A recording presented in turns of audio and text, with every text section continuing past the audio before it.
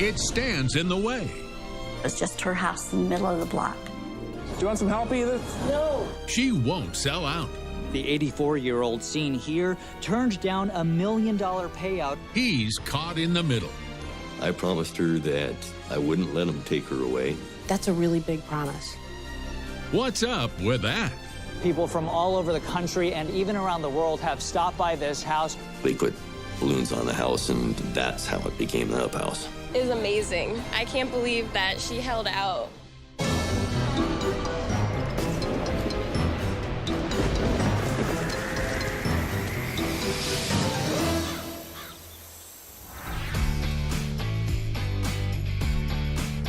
I'm Jamie Colby, and today I'm in Seattle, headed toward the Ballard neighborhood.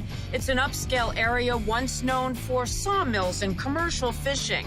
And just down the road is one man's strange inheritance and a story with a Hollywood ending.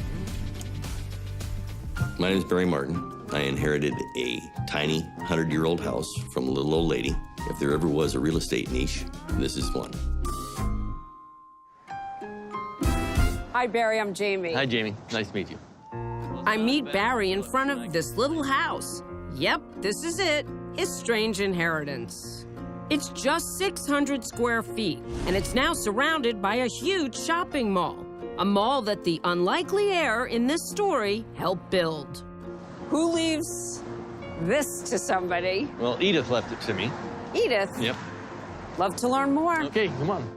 Barry explains that when this house was built over 100 years ago, Ballard, Washington was the shingle mill capital of the world, with 20 mills producing 3 million shingles a day. There was fishing on Elliott Bay there and the shingle mill industry all along Shosho Avenue here. Cass O'Callahan from the Ballard Historical Society tells me more. Did the neighborhood really change over the years? In about the late 30s, early 40s, the commercial district moved north and businesses moved out. Nobody wanted to be here anymore. With the exception, that is, of Edith Macefield and her retired single mother, Alice Wilson. Edith's early life is a bit mysterious. We know she was born in August 1921 and that her parents divorced shortly thereafter. During her 20s, Edith disappears. To England, she says, where she seems to have gotten married once or thrice. But again, it's hard to tell fact from fiction. By the 1950s, she's back in Ballard, single, and working as a store manager for Spick and Span dry cleaners. Edith buys this house for her mother and the two-name-it Whitewood Cottage. Edith is able to pay off the $3,700 mortgage in just a few years. In her off hours, she babysits for next-door neighbor, Gail Holland. Hi, Gail. You know why I'm here? To hear about Edith. I've got a lot to tell you. Come on in. Our street was very quiet, and Edith would play games with us. So she was older, but she loved to hang out with yes. children? Everybody liked Edith. She would play her saxophone or her trumpet outside. We would sit and listen to her, and she'd let us blow on her instruments. What a character. They ask her about her past, and oh, the stories she tells. I know she had a son who died of meningitis. Edith shares only a few sketchy details. That the boy was born out of wedlock, that his father was Jewish, that James Macefield, a much older Englishman, married her to help save the boy from the Nazis. It's all very complicated. You see, Edith was spying on Hitler for Britain at the time. Is it all true? Who knows? Gail just loves hanging out with her eccentric neighbor until her family, like so many others, abandons the area. So you left and Edith stayed? Yes, it was the early 60s when we moved away. In 1976, Edith's mother Alice passes away on the couch in the front room.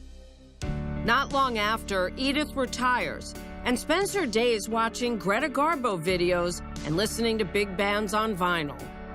More and more, Whitewood Cottage stands apart, her oasis amid urban blight. By the 90s, homeless living in parked cars provide an edgy backdrop for the grunge rock scene. But all the while, developers are slowly gobbling up Edith's neighborhood, says real estate broker Paul Thomas. Each time a parcel came up on the market, they just quietly acquire it and let it sit in an LLC. And they assembled the whole entire block except for her house. It's in early 2006 when Edith gets the knock at her door. It's a representative of KG Investment Management, which wants to put up a shopping mall. The developer makes a proposal they think the 84-year-old can't refuse, $750,000. What do you think the house was worth? $150,000.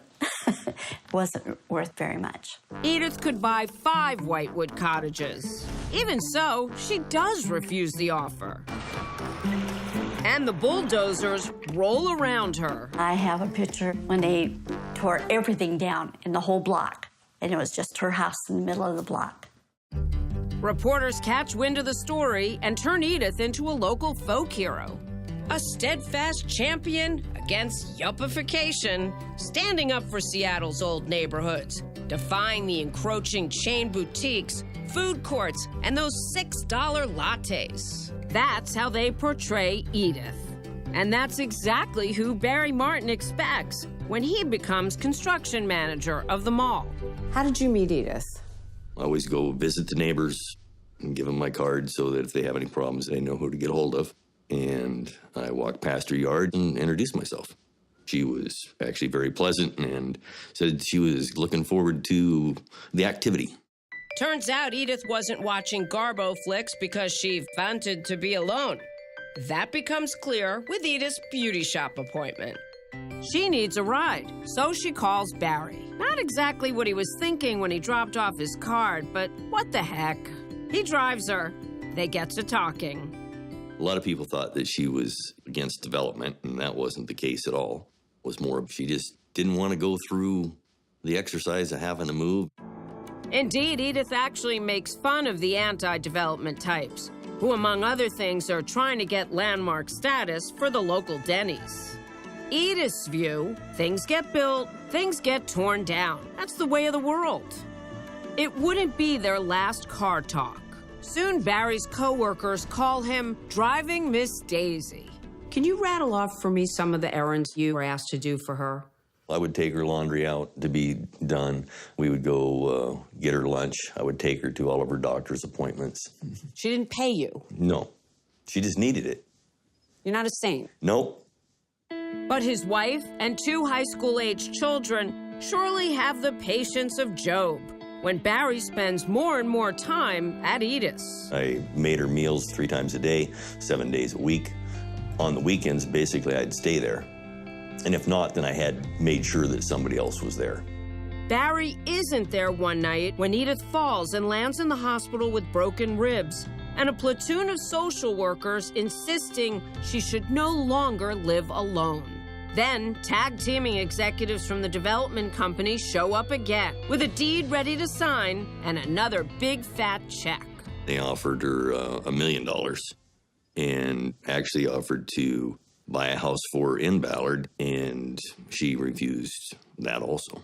$1 million for a little old granny and a new house in her neighborhood, and she says no. Yes. What would you have done? I would have probably taken the money and had somebody fanning me with big feathers and feeding me figs. The 84-year-old seen here turned down $1 million payout. It just adds to the Edith Macefield legend, a story that can't help but go national. What's infuriating Barry is that he believes he's cast as one of the black hats, trying to manipulate old Edith into selling out. The truth, he says, is just the opposite. I promised her that I wouldn't let them take her away and that she could stay there and die in her house. That's a really big promise. It is. And it became a lot bigger deal than, I originally anticipated. That's next. But first, our strange inheritance quiz question. Where was America's first indoor shopping mall built? New York, Minnesota, or Nevada? The answer in a moment.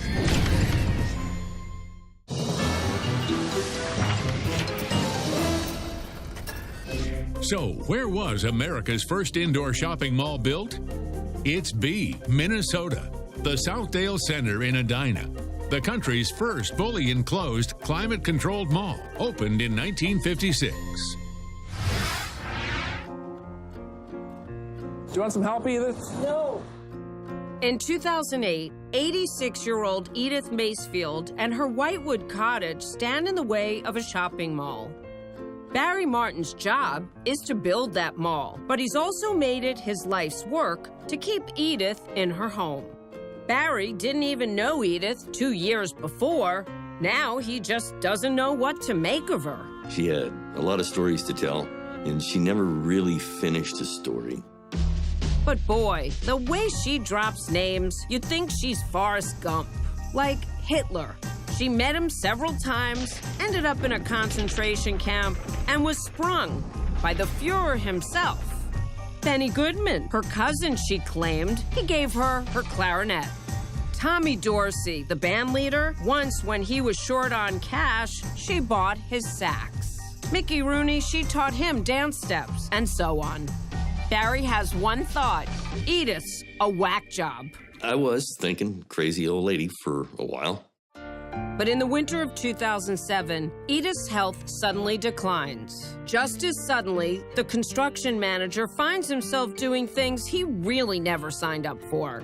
Helping Edith shower, use the bathroom, take her medicine, including insulin shots. A big question occurs to Barry. What happens when the mall is done and he moves to another job? What happens if Edith lives to 100? That won't happen. In April 2008, Edith is diagnosed with pancreatic cancer. She declines treatment, and knowing she'll soon need someone else to make her decisions, gives Barry her power of attorney. It's a big responsibility. Did you really want it? I didn't really want it, and I didn't really understand exactly what all it meant. Uh-oh. Yeah, I said, you understand the power you're giving me. And she said, why do you think I chose you? Did you know all along that you were going to get that house? No, I didn't know until after she asked me to become her power of attorney. Then she said that she wanted to redo her will at that same time. Barry's a bit sheepish, knowing many suspect him of angling for the house from the beginning. But that's her wish, like her desire to die on the same couch as her mother 3 decades earlier. And on June 15th, 2008, death does come, as a friend, to Whitewood Cottage. I promised her that I wouldn't let them take her away and that she could stay there and die in her house. Does it make you emotional? It does. Why?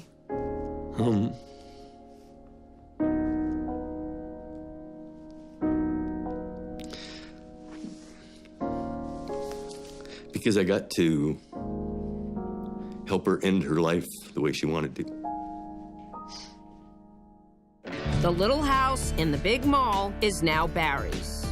But soon he'll discover that thanks to a Hollywood blockbuster, Edith Macefield fans will claim it as their own. There were people out on the sidewalk taking pictures and leaving little notes and putting up balloons with messages on them. That's next. Here's another quiz question for you. You've met Barry Martin, the construction manager in this story. What actor voiced the character with the same job in the movie Up? Was it John Ratzenberger, Tim Allen, or Tom Hanks? The answer after the break.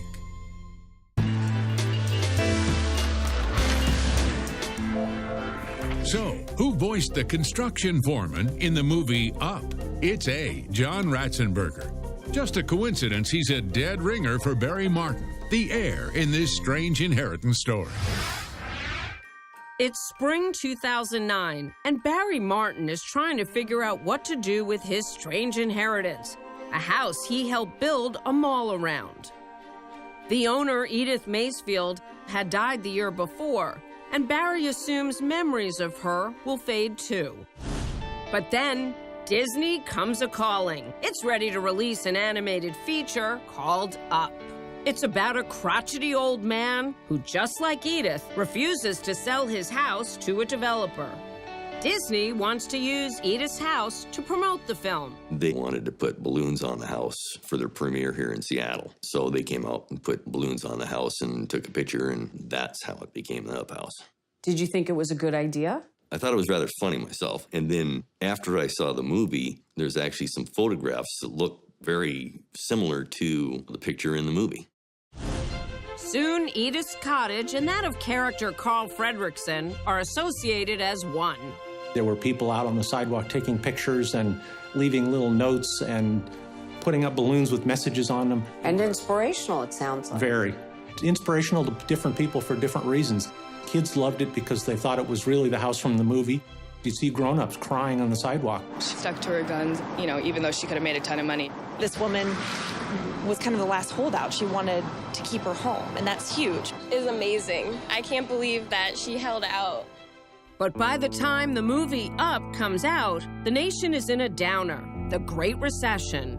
And Barry's real life is anything but a storybook fantasy. That was right about when we had our downturn. I was out of work. So Barry decides it's time to sell Edith's house. She once turned down $1 million for the place, but the window on that offer closed long ago. Did she tell you she would be okay with you selling it? Oh, yeah. And she told me to hold out until I got my price. What'd you sell it for? I sold it for $310,000. What'd you do with the money, may I ask? Paid for my kids to go to school. I invested the money and got money back monthly, and it made my house payment. That's not nothing. Plus, Barry says the new owners planned, in the spirit of Up, to raise Edith's house 20 feet off the ground and make a public tribute to her below. But they run out of money, and the house falls into foreclosure. What was your role in all this? I was hired by the bank to sell the house for them. The bank includes a provision in the face of pressure from local community groups who want an homage to their folk hero. One of the terms of the sale was that each person was required to memorialize Edith in some way. 38 offers come in, but it's the 39th that wins at $450,000. The buyer? The same folks who offered Edith $1 million years before. KG Investments, now the manager of the shopping mall. They plan to knock the house down eventually. So ultimately, Edith's house went to the organization that wanted to buy it all along. Well, it's kind of neat in a way because she got what she wished for, and the shopping center ended up being able to buy the property at a lot lower price than they originally had offered. Will they do anything to remember Edith? The ownership has committed that they'll put up a brass plaque that memorializes Edith. It will be just one more way the Ballard community pays tribute to its folk hero. There's also an annual Edith Macefield Music Festival. You can even get a tattoo of Edith's house with the legend underneath, Steadfast. For the air in this Strange Inheritance episode, that's further proof Edith was misunderstood. Maybe even, he'd discover, by himself. You must have learned an awful lot about Edith once you started to go through her things. I learned a lot more than she had let me know. That's next. What's your Strange Inheritance story? We'd love to tell it. Send me an email or go to our website, strangeinheritance.com. Now back to Strange Inheritance. Barry Martin doesn't just inherit Edith Macefield's home, but everything else she owned. Wow, you must have learned an awful lot about Edith once you started to go through her things. I learned a lot more than she had let me know. And enough to question whether all her stories were as wacko as he once thought. Did she have a vivid imagination, or do you think most of it was real? I still don't know exactly. What did you find? Well, evidence that she was Benny Goodman's cousin. This album inscribed your cousin, Benny Goodman. And quite personal notes from A-list actors. Clark Gable, Katharine Hepburn, Spencer Tracy, and Errol Flynn. There's Charlie Chaplin, there's Tommy and Jimmy Dorsey. Okay, nothing about meeting Hitler or being a spy. Still, it dawns on Barry that the most valuable thing Edith bequeathed to him could be her story, now his. I had an agent contact me about writing a book, and she actually talked me into doing it. You ever write a book before? No, I've never written a book before, and she got me a ghostwriter, and we did it that way. What's the story? The story is basically about Edith and myself and our little adventure, and then the lessons that I learned. Under One Roof gets Barry a $75,000 advance from the publisher, and that's not all. Actually in the process of making a deal with Fox Searchlight. Did you ever think you'd be making a book and a movie about all this? No, I just about fall down on the floor laughing because it's hysterical to me. I think it could work. I'm picturing a driving Miss Daisy type of guy meets a female Forrest Gump, and they go on a real-life up adventure. And definitely gotta give John Ratzenberger the lead. There's a scene in the movie Up that sounds exactly like one Edith might have had with Barry. Carl Fredrickson, the man whose house the real estate company wants to buy, says to the construction foreman, "Tell your boss he can have my house." "Really?" asks the foreman. "Yeah, when I'm dead," growls Carl, and slams the door. I'm Jamie Colby for Strange Inheritance. Thanks so much for watching, and remember, you can't take it with you.